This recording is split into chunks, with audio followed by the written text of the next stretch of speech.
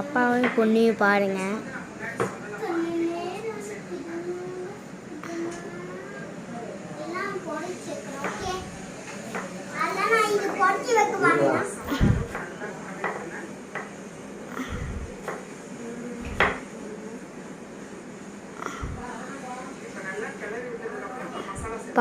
பாருங்களேன் அப்படியே லக்ஷி என்ன பண்ணுது, நைனா என்ன பண்ணுது.